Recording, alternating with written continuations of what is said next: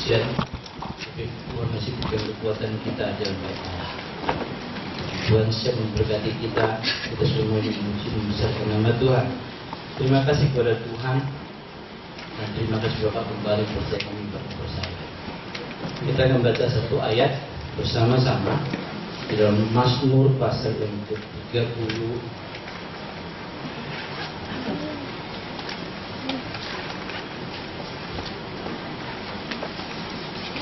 Ya, Mazmur pasal yang ke-31.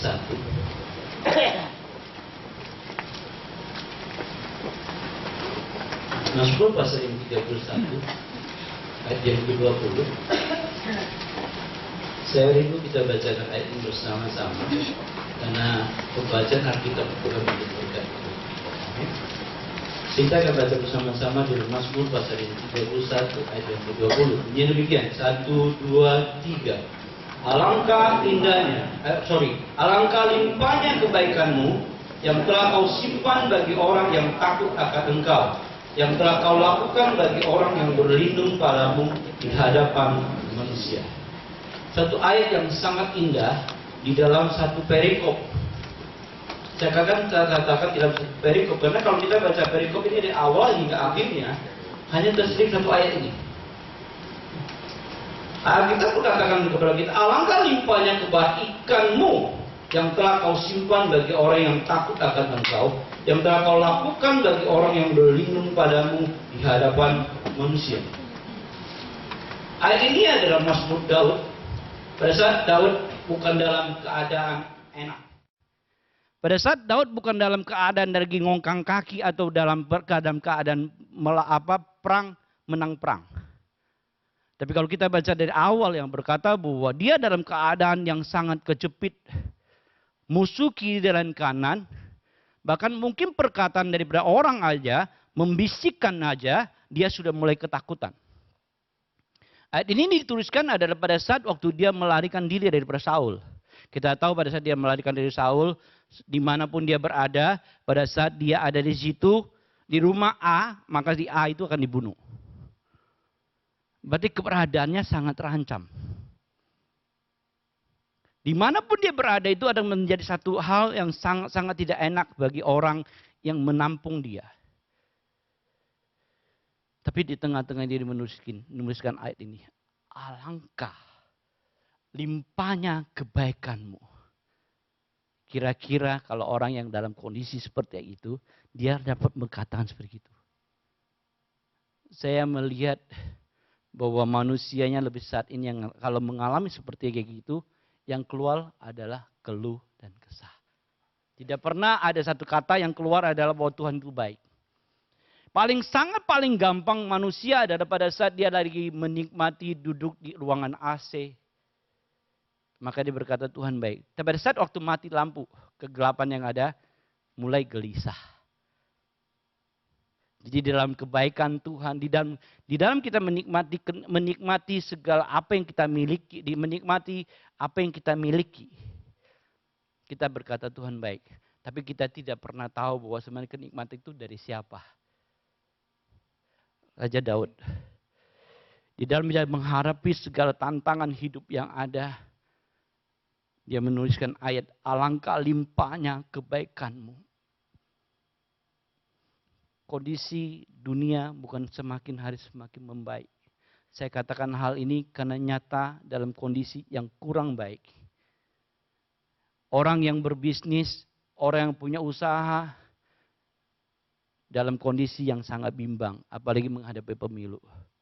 Orang yang bekerja dengan kondisi usaha seperti itu pasti mungkin merasakan bahwa kapan saya dipersiapkan untuk harus dipecat. Bukan kondisi yang baik. Tetapi kita belajar seperti Raja Daud.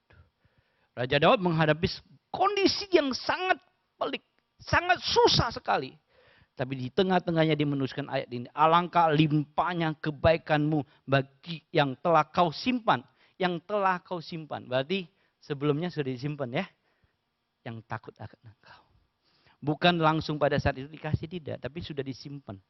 Jadi berarti ada tabungan. Ya. Ada tabungan kebaikan bagi orang yang takut akan Tuhan. Amin. Ada tabungan kelimpahan berkat, kebajikan Tuhan dalam kehidupan orang yang takut akan Tuhan. Kapan dikasihkan? Di saat dibutuhkan. Saya boleh berkatakan ayat ini karena saya merasakan berkat Tuhan. Maaf, mungkin sedikit masuk dalam pribadi. Saya minggu lalu sudah terakhir bekerja. Cuma pada saat waktu saya mengakhiri pekerjaan saya merasa saya tidak tahu saya harus kerjakan apa-apa. Cuma saya punya tujuan, saya mau kerja apa. Pada saat berkata saya punya tujuan, saya mau kerja apa. Tapi pada saat waktu saya keluar, saya belum tahu mau kerja apa. Ada orang yang menawarkan sesuatu yang saya mau kerjakan. Itu yang saya nikmati kebaikan Tuhan. Jadi saya tidak tahu apa yang saya mau kerjakan, tapi saya mau tahu saya mau bekerja apa. Saya tidak tahu apa yang saya mau kerjakan, tapi saya tahu harus kerja apa. Berarti di luar saya nggak punya kerjaan apa-apa. Tapi saya tahu apa harus aku kerjakan. Jadi kerinduan saya bisa menjadi supplier dan itu ditawarin orang. Saya sangat terima kasih kepada rekan-rekan yang saya sangat merasa turut prihatin dengan saya. Ada 2 blur yang ada di tempat ini. Dia memperhatikan saya setiap saat dia telepon saya. Gimana keadaannya, gimana keadaannya. Saya bersyukur doa mereka buat saya. Dan saya juga bersyukur doa Bapak Gembala buat saya. Karena saya sudah ceritakan Bapak Gembala. Yang telah disimpan. Berarti orang yang takut akan Tuhan, orang yang menghormati Tuhan, Tuhan sudah menyimpan kebaikan bagi dia. Nunggu saatnya. Daud mengerti hal ini. Daud sangat mengerti hal ini. Di dalam dia kondisi yang kepepet sekalipun, dia dapat bersyukur pada Tuhan. Alangkah berlimpahnya kebajikan Tuhan.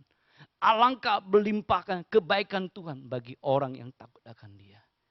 Berarti yang harus kita belajar adalah kita takut akan Tuhan. Amin. Kalau kita takut akan Tuhan, kita tidak perlu takut kita susah. Kalau kita punya takut akan Tuhan, kita nggak perlu takut kita menghadapi masalah. Karena Tuhan yang sudah menyimpan kebajikan bagi kita.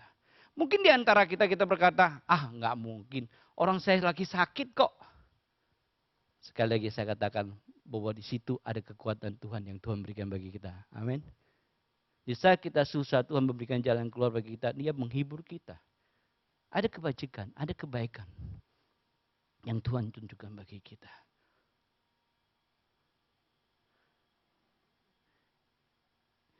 Dia limpahkan kebaikan kepada orang yang takut akan dia. Karena dia harus menyimpan. Kenapa saya katakan begitu? Karena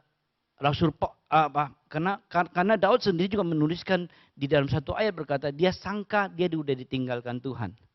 Ya. Dia menyangka bahwa Tuhan sudah membuang dia. Dari ayat yang 22 dan 23 kita. Terpujilah Tuhan sebab kasih setianya ditujukannya kepadaku dengan ajaib pada waktu kesesakan. Aku menyangka bahwa dalam kebingunganku aku telah terbuang dari hadapan matamu. Tetapi sesungguhnya engkau mendengarkan suara permohonanku ketika aku berteriak kepadamu minta tolong. Tuhan ada? Tuhan ada. Di saat Daud meminta pertolongan, dia menyangka bahwa Tuhan meninggalkan dia. Tapi Tuhan tinggalkan dia? Tidak. Tuhan tidak tinggalkan dia. Tuhan mendengar. Tapi Daud menyangka. Daud menyangka Tuhan tinggalkan dia. Bukankah hal ini juga selalu mengalami kita yang alami? Kita selalu mengalami bahwa pertanyaan mungkin bisa muncul di mulut kita. Di manakah Tuhan? Katanya Tuhan menolong saya. Katanya Tuhan mengasihi saya. Katakan Tuhan ada bersama dengan saya. Daud juga mengalami hal yang sama. Dia pikir Tuhan sudah meninggalkan dia. Ternyata enggak. Tuhan itu punya kasih setia. Dia menyertai Daud dimanapun Daud berada. Tapi Tuhan tidak menolong Daud pada saat itu. Supaya Daud belajar.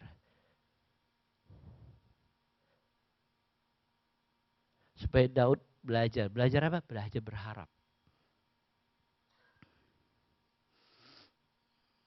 Apa yang dialami oleh Daud, itu juga dialami oleh setiap kehidupan yang ada di dunia saat ini. Kita menyangka Tuhan tidak bersama dengan kita. Kita menyangka Tuhan sudah meninggalkan kita. Kita menyangka bahwa Tuhan tidak memperhatikan kita. Padahal enggak. Tuhan ada selalu bersama kita. Karena Dia adalah Tuhan yang maha tahu. Dia adalah Tuhan yang maha hadir. Dia juga adalah Tuhan yang maha ajaib. Di dalam Mazmur 139. Firman Tuhan ini pernah disampaikan oleh Bapak Gembala. Di Mazmur 139, Allah menyatakan dirinya sebagai orang yang Allah yang maha tahu, Allah yang maha hadir, Allah yang maha ajaib.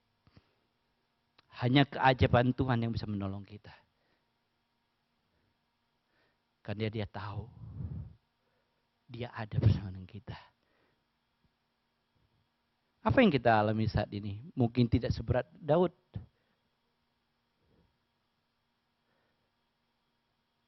Tapi kita sudah berkata, di mana Tuhan? Kita sudah mulai muncul berkeluh kesah bahwa Tuhan tidak menolong saya. Saya belajar dengan satu tokoh yang sangat-sangat saya lihat itu adalah tokoh yang bisa memberikan saya kekuatan pada akhir-akhir ini. Tokoh ini adalah bernama Ayub.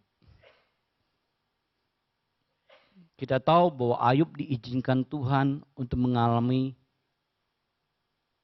kesulitan. Atau diizinkan, dicobai oleh Tuhan untuk dihabisi semua apa yang dia miliki. Dalam satu malam saja, harta, kekayaan, anak, semua habis.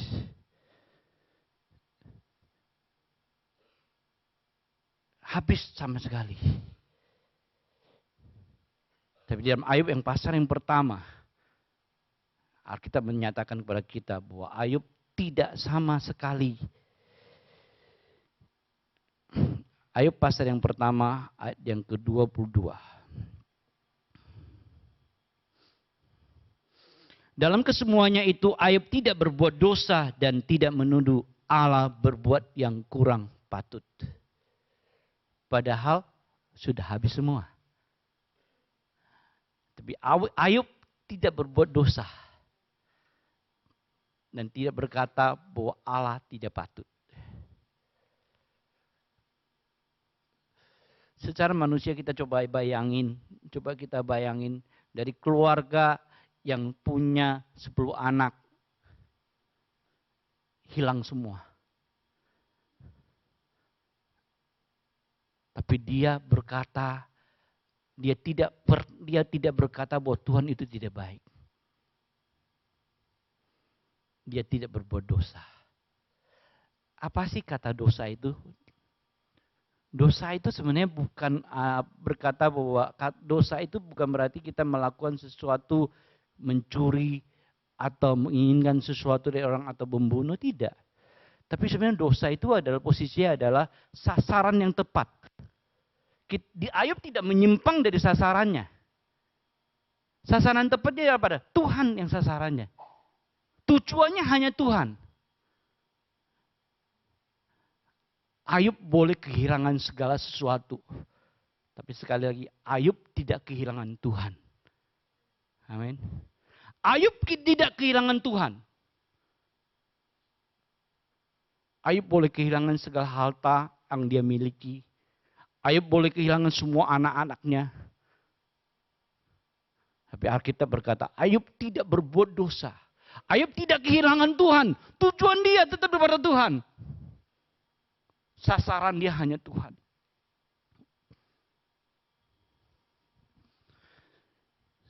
Itulah yang dikagumi Tuhan kepada Ayub. Bahwa Ayub itu adalah orang yang tulus. Dia dicobai segitu rupanya, tapi dia tidak berbuat dosa. Dia tidak menyimpang daripada Tuhan. Dia tepat sasaran, tetap berharap kepada Tuhan. Dan dia tidak memunculkan keluh kesah pada saat pasar yang pertama.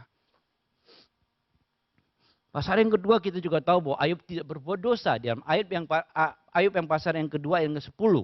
Di situ ini ayat kita kalau baca B, karena istrinya sudah berkata bahwa kamu sampai saat ini kok kamu masih patut dengan Tuhan.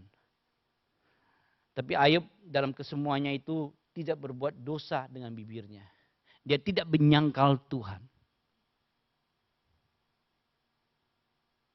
Apa yang dialami oleh Daud itu tidak seberat apa yang dialami oleh Ayub. Maka saya bilang Ayub itu menjadi tokoh yang sangat bisa dan menjadi contoh bagi kita. Tujuan Tuhan di dalam kehidupan kita adalah untuk menyelamatkan kita. Supaya kita tidak hilang.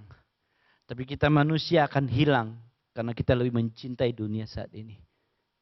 Kita lebih berharap kepada dunia saat ini yang ada dalam dunia saat ini. Kita bukan kembali kepada Tuhan. Tapi Ayub, dia tahu sasarannya dia. Hanya Tuhan. Dia berkata, kalau aku datang dengan telanjang, aku kembali dengan telanjang. Kalau apa yang aku miliki di dunia ini, itu adalah milik Tuhan. Kapan-kapan pun Tuhan mau minta, kembalikan.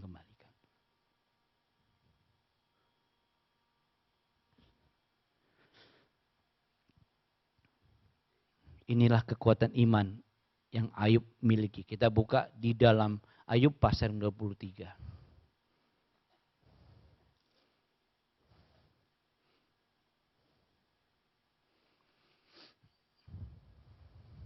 Ayub pasal yang ke-23 kita baca ayat 10, 11, dan 12 dulu.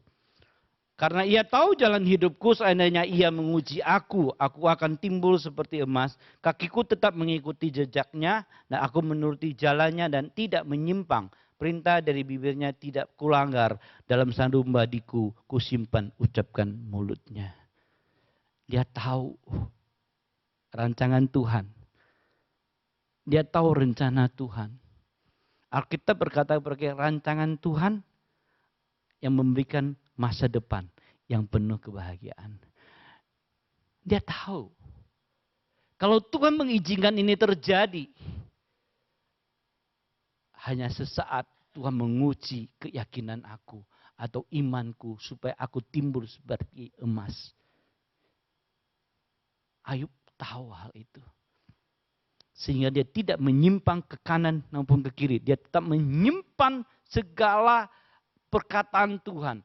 Janji-janji Tuhan di dalam kehidupannya. Itulah yang menjadi kekuatan Ayub. Ayub tidak pernah meninggalkan kata-kata Tuhan. Ayub tidak pernah meninggalkan perintah-perintah Tuhan. Ayub senantiasa memegang janji-janji Tuhan. Sehingga dia dapat berkata bahwa kalau Tuhan izinkan di dalam kehidupan aku yang harus aku alami. Kalau Tuhan izinkan, Tuhan menguji aku akan keluar sebagai emas. Penuh dengan kemuliaan, penuh dengan kebesaran Tuhan, penuh dengan kebahagiaan Tuhan. Dan dia tutup beberapa ayat ini yang menjadi kekuatan bagi saya di saat saya mengalami satu kesulitan. Ayat yang ke-13 dan ke-14. 13, 16 perhatikan setiap bacaan kita. Tetapi ia tidak pernah berubah. Allah tidak pernah berubah. Allah kita adalah Allah yang setia. Dia tidak pernah berubah. Ibrani pasal ke-13 di situ satu ayat berkata, dari dahulu sampai selama-lamanya Kristus tidak pernah berubah. Amin. Di sini dia katakan, tetapi ia tidak pernah berubah. Siapa dapat menghalangi dia? Siapa dapat menghalangi Tuhan? Kalau Tuhan punya mau. Dia yang menciptakan langit dan bumi. Dia yang menghembuskan nafas kepada manusia. Dia cuma mungkin menyentir gini aja kamu udah jatuh. Siapa dapat menghalangi dia? Enggak ada. Apa yang dikehendaki dilaksanakan juga. Apa yang dikehendaki Tuhan dilaksanakan juga. Bukan kehendak kita, tapi kehendak Tuhan. Yang memberikan rancangan yang sempurna bagi kita. Amin. Yang dia kehendaki. Dia lakukan bagi kita. Apa yang Tuhan kehendaki? keselamatan yang Tuhan berikan bagi kita.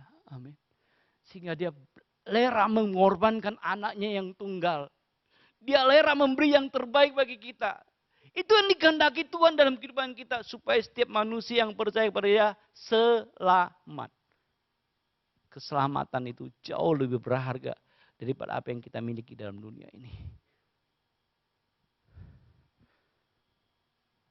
Karena ia akan menyelesaikan apa yang ditetapkan atasku. Dan banyak lagi hal yang serupa itu dimaksudkannya. Jadi setiap orang berbeda. Allah tahu kekuatan Ayub, Allah juga tahu kekuatan kita. Amin.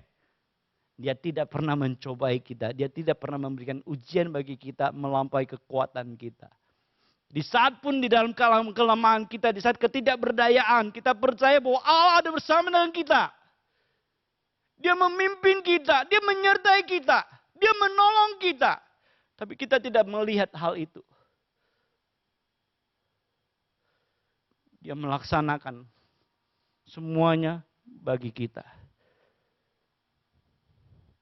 Dia korbankan anaknya yang tunggal di atas kayu salib. Menjalankan kehendaknya supaya manusia selamat. Dia lakukan yang terbaik, dia sediakan kehidupan yang kekal bagi kita. Seperti Bapak Gembala berkata bahwa dia nyatakan kasihnya. Kasih itu ada kehidupan yang kekal. Dia sediakan segalanya bagi kita.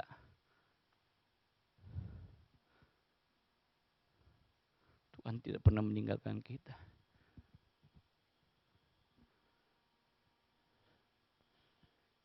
Ini kekuatan yang saya dapatkan bahwa saya tahu apa yang kehendak Tuhan di dalam setiap pribadi. Yang dilakukan, dia selesaikan karena ia akan menyelesaikan apa yang ditetapkan atasku. Saya sangat bangga memiliki Tuhan. Saya sangat membangga memiliki Yesus Kristus di dalam kehidupanku. Dia tidak melakukan separuh-separuh bagi kita. Tapi apa yang dia lakukan, dia selesaikan. Sehingga dalam Yohanes pasal yang keempat, dalam satu ayat berkata bahwa dia datang untuk melakukan kehendak Tuhan dan dia selesaikan. Kalau itu dia selesaikan bagi kita. Apa yang menjadi kebutuhan hidup kita. Apa yang menjadi keperluan hidup kita. Dia akan mengambil alih tanggung jawab, dia selesaikan.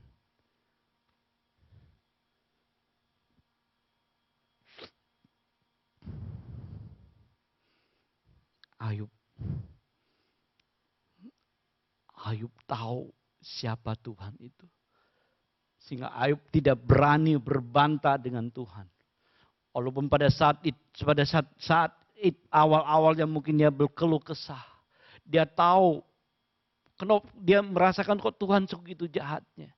Tapi kalau kita baca ayat ini, dia sadar apa yang dia lakukan Tuhan. Kita kadang-kadang juga gak sadar. Ada satu rencana yang Tuhan yang sempurna dalam kehidupan kita. Tapi kita tinggalkan Tuhan. Pada saat kita susah, kita sulit, kita mencari jalan keluarnya di luar Tuhan. Tapi Ayub nyata berkata pada kita pada pagi hari ini. Ayub memberikan satu kekuatan bagi kita pada pagi hari ini. Tetapi ia tidak pernah berubah. Ia tidak pernah berubah. Dia setia bagi kita. Apa kata Daud? Kembali kita ke pasal yang 31.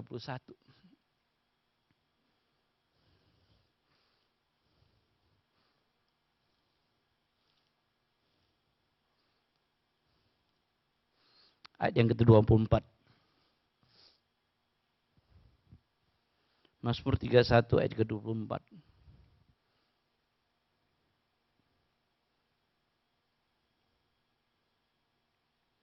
Mazmur pasal 31 ayat 24. Kasihilah Tuhan, hai semua orang yang dikasihinya. Tuhan menjaga orang-orang yang setiawan. Daud berkata kepada kita pada pagi hari ini. Kasihilah Tuhan. Hai semua orang yang dikasihinya. Apakah saudara merasakan kasih Tuhan? Apakah saudara merasakan limpahan kebaikan Tuhan?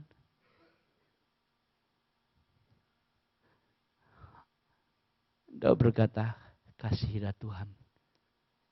Kasihilah Tuhan Allahmu dengan segenap hati, segenap jiwa, segenap tubuhmu.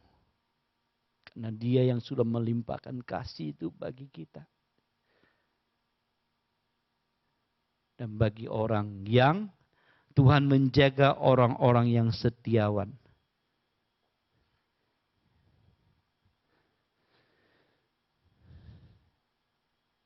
Jangan tinggalkan Tuhan. Nantikan Tuhan yang selalu siap menolong kita. Nantikan Tuhan bahwa Tuhan siap menolong, membuka jalan bagi kita. Nantikan Tuhan bahwa Tuhan siap memberikan upah bagi kita yang takut akan Dia. Karena Dia sudah menyimpan kebajikan, kebaikan bagi kita. Ibrani pasal yang ke-10.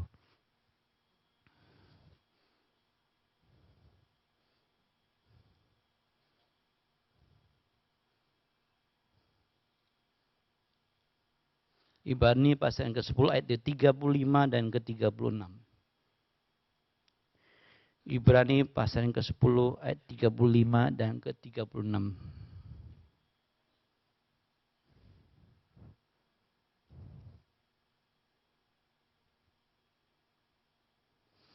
Sebab itu janganlah kamu melepaskan kepercayaanmu karena besar upah yang menantinya. Sebab kamu memerlukan ketekunan supaya sesudah kamu melakukan kehendak Allah, kamu memperoleh apa yang dijanjikan itu. Berharap kepada Tuhan. Di saat kita dalam kesesakan yang ada, berharap kepada Tuhan. Di saat kita menghadapi jalan buntu, dia berharap kepada Tuhan. Di saat kita memerlukan Dia. Karena Tuhan yang setia, Dia akan memberikan upah bagi kita.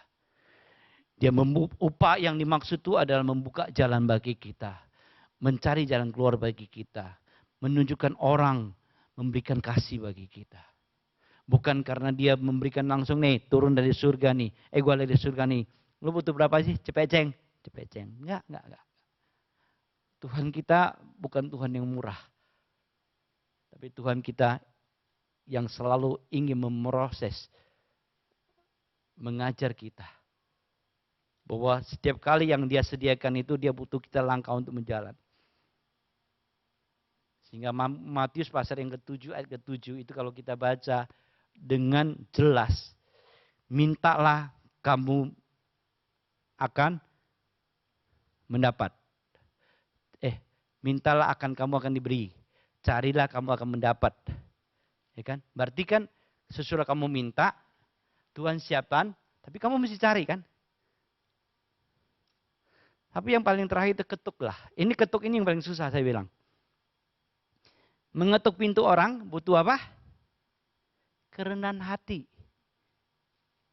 Karena saya jadi sales, saya tahu. Bayangin saya sudah ketemu customer, tapi kalau saya nggak punya kerendahan hati, ketuk pintu hatinya, saya diusir.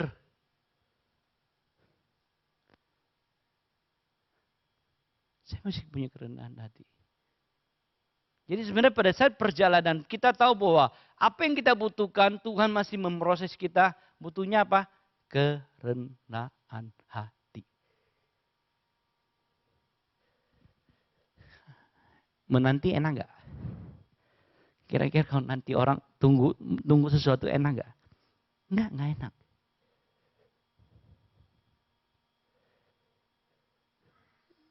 Kita lagi butuh sesuatu,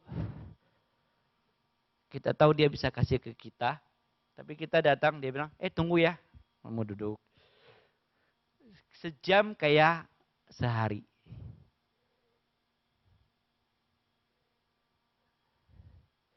Tapi Tuhan berjanji kepada kita. Dia memberikan satu janji bagi kita.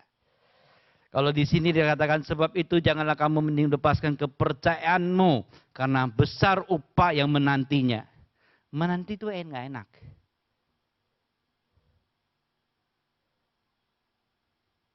Tapi dalam Yesaya pasal yang ke-40 ayat 31.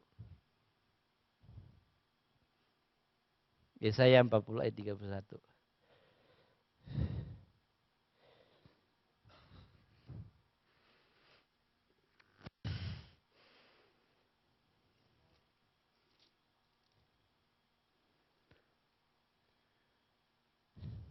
Tetapi orang-orang yang menanti-nantikan Tuhan mendapatkan kekuatan baru. Mereka seumpama raja wali yang naik terbang dengan kekuatan sayapnya. Mereka berlari dan tidak menjadi lesu. Mereka berjalan dan tidak menjadi lelah.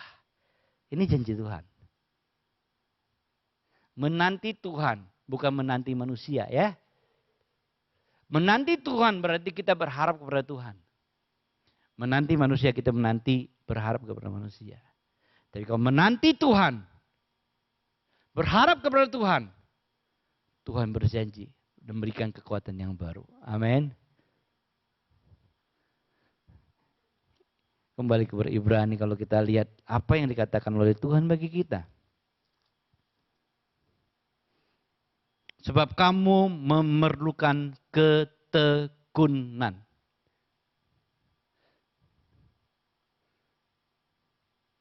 Jadi menanti Tuhan, berharap kepada Tuhan, bukan langsung jalan keluar ada. Ya, enggak. Sekali lagi Tuhan masih memproses kita. Tuhan butuh kita punya kesabaran. Ya kan? Untuk menanti. Ketekunan ini dibicarakan kepada Ayub juga. Kita baca aja lebih enak deh. Yakobus pasal yang ke-5. Karena banyak waktu, saya sebentar lagi selesai. Yakobus pasal yang ke-5 ayat yang ke-11.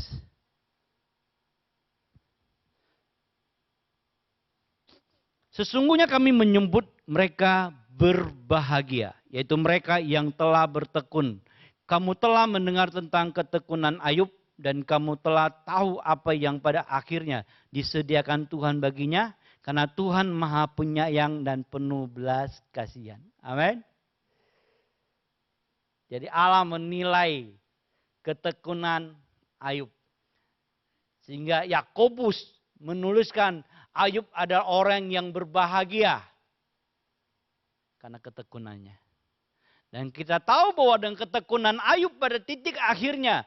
Dia dikembalikan, dia dipulihkan oleh Tuhan. Semua harta dikembalikan 2 kali lipat. Anak-anaknya dikembalikan 10 orang yang cantik. Karena Ayub percaya kepada Tuhan.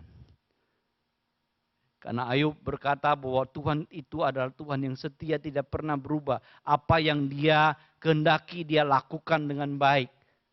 Dan dia lakukan dengan selesai. Sempurna. Kalau Allah yang bekerja. Amin. Sempurna. Dia kembalikan segala-galanya kembali kepada Ayub. Ayat penutup. Mazmur ke-31.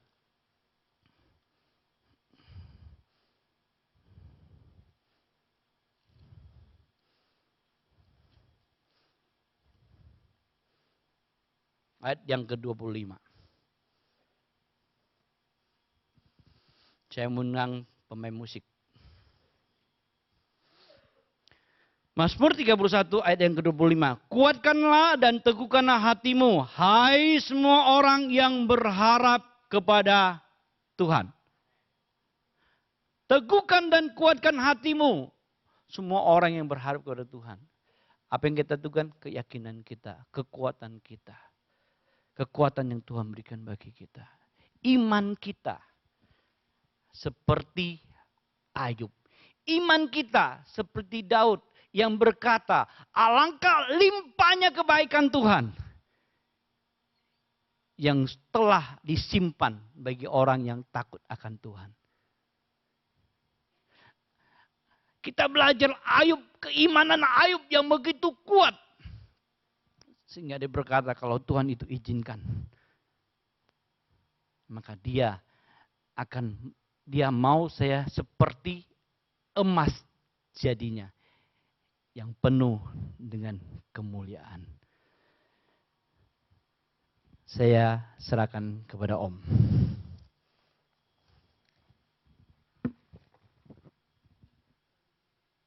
Oke, kita aja ya. Bersamamu. Ya.